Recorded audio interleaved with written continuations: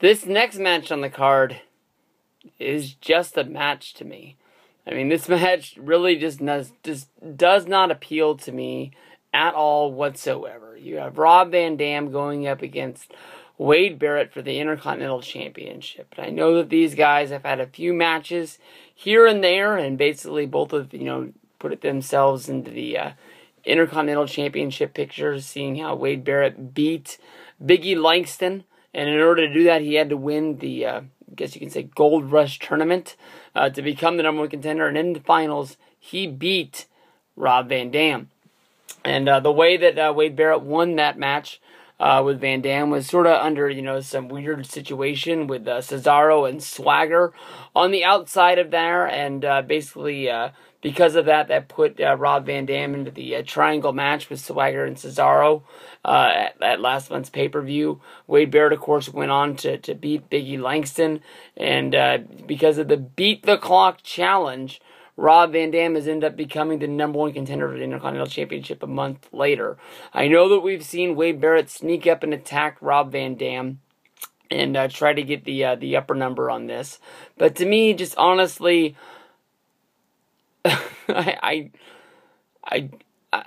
not that I don't have the highest hopes for this match. It just seems that it's just a match on the show.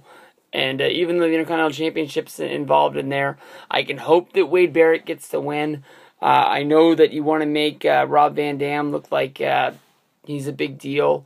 Last month, he just seemed like he just got added to that match for no reason. It should have been Cesaro versus Swagger to see who was the better guy in the All-Americans, with basically Zeb on the outside. I know that Cesaro had already dumped Zeb, but how many times do you see a tag team go out there? They have the manager on the outside. The manager has to become the deciding factor of that match.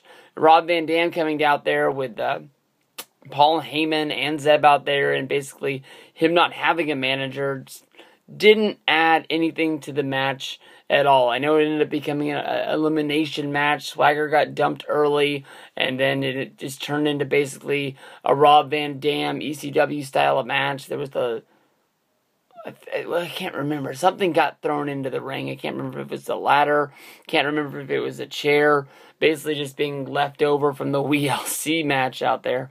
But I don't know. To me, when Van Dam came back last time, it seemed special.